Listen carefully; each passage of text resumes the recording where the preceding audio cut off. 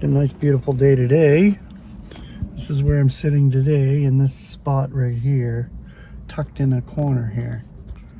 Yeah, I've been sitting here for the last little while, but yeah, I'm gonna share something out of the scriptures for you today, but I just want to kind of show you this concordant version again that I have.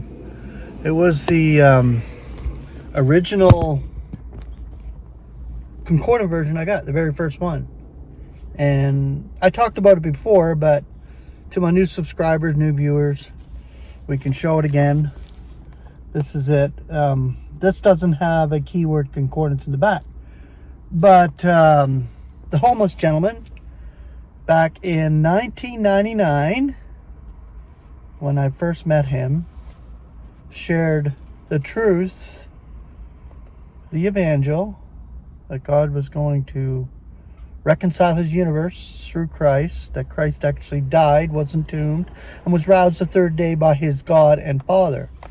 I'll show you the signature in the front here. So you can see April 10th, 1999 is when I received this from Brother Steve Rosema. And it's been a beautiful tool ever since. And I call it a tool because it's a tool of study, and you really get some amazing stuff. So what I'm going to share today, I thought about scripture, but I'm going to share the front cover here. Now that I look at it, I can share that little blurb there. And some of the special truths for which we stand. Just right here on the cover. Concerning the sacred scriptures, all scripture is inspired by God and is beneficial for teaching, for exposure, for correction, for discipline and righteousness. 2 Timothy 3:16 and 1 Thessalonians chapter 2 verse 13. Let's look up these passages, just because it's the beginning part of it. There's a lot of scripture here reading this little blurb, but I want to look up these specific passages here. 2 Timothy 3:16. Let's take a look. 2 Timothy 3:16. Shouldn't take me that long to look it up. 2 Timothy 3:16. All scripture is inspired by God and is beneficial for teaching, for exposure, for correction, for discipline and righteousness, that the man of God may be equipped, fitted out for every good act. And what was the second one? I think it's the same type of scripture, maybe worded a bit differently. 1 Thessalonians chapter 2 verse 13. Let's see what that says.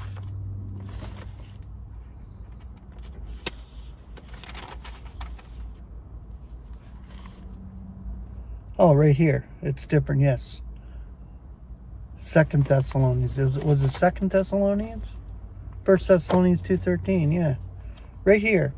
And therefore we also are thanking God unintermittingly, that in accepting the word here heard from us, from God, you receive not the word of men, but according as it truly is, the word of God, which is operating also in you who are believing. And it is operating in us who are believing, the actual word of God.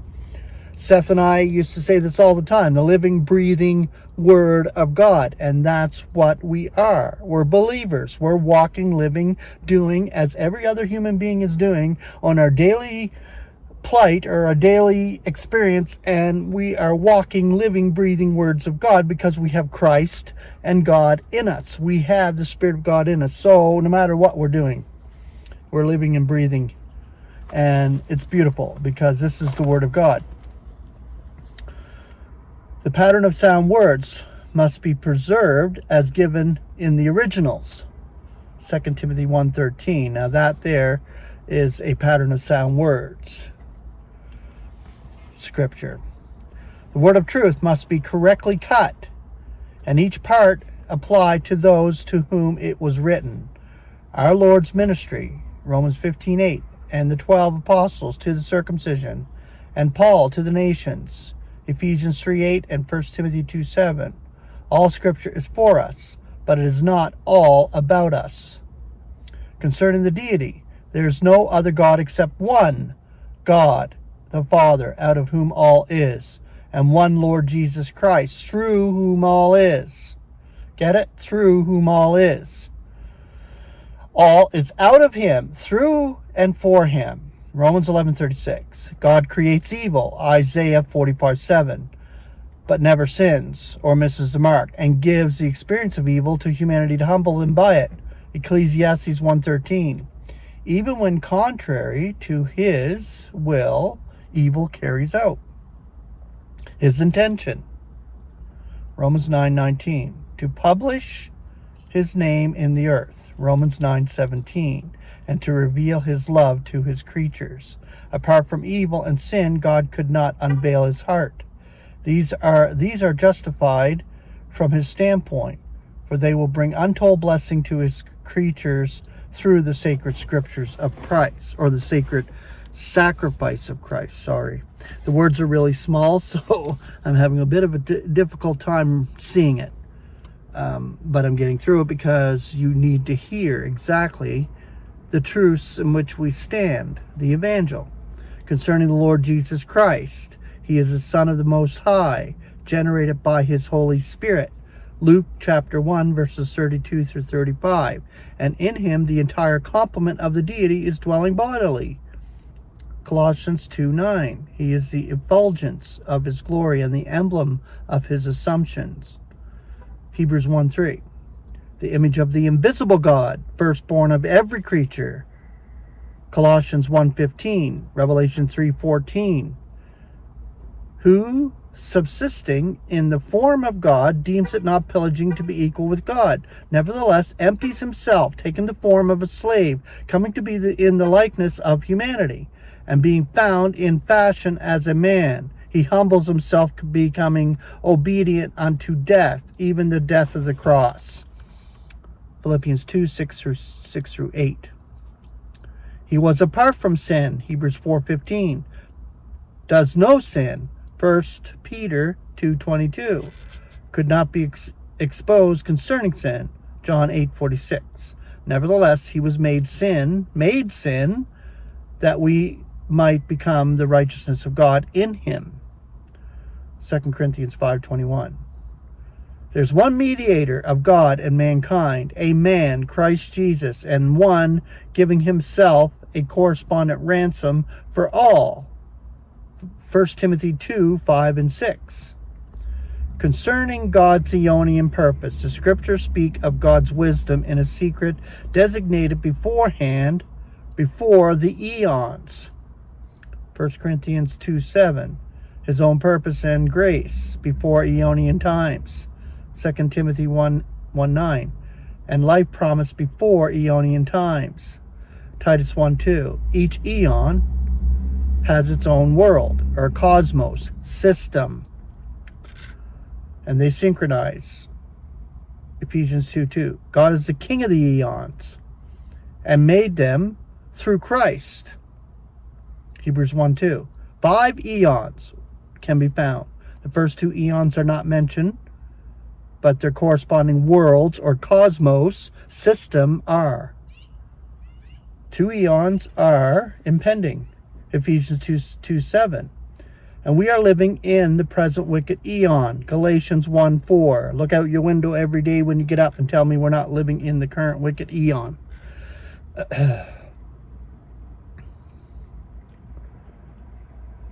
They have consummations or ends. 1 Corinthians 10:11. And a conclusion. Hebrews 9:26. God is the Savior of all mankind at the consummation.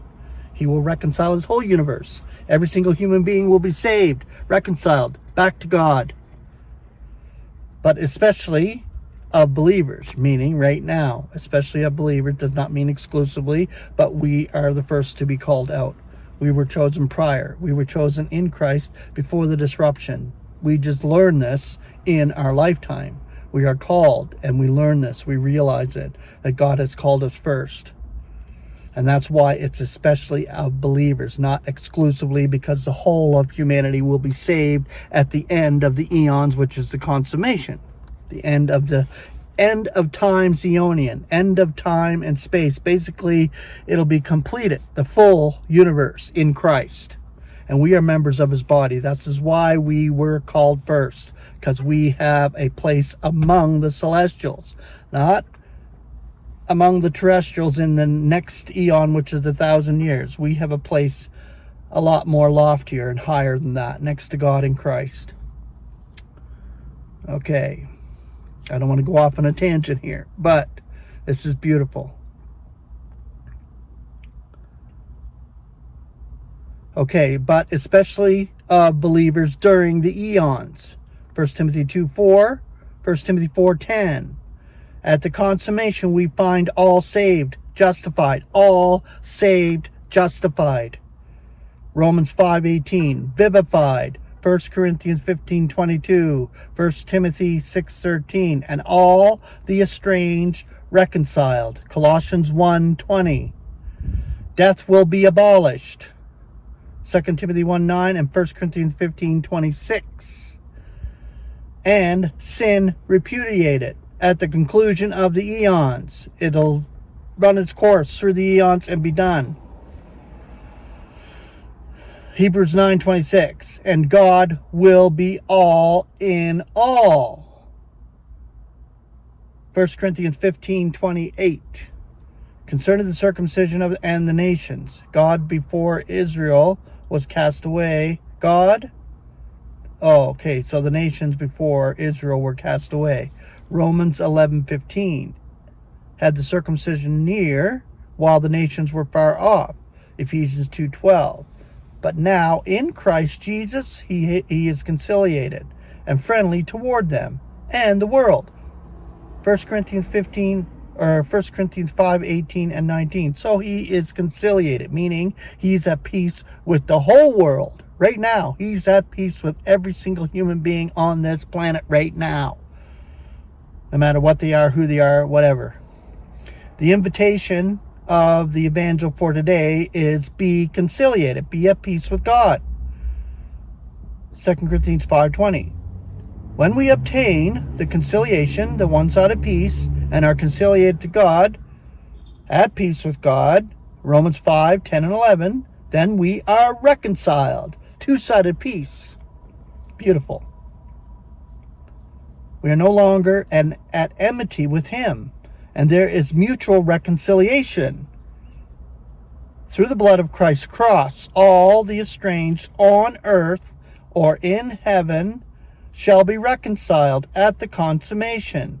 The blood of the cross is for all creation, every detail of his universe. Colossians 1:16 through 20. For creation and reconciliation have the same scope.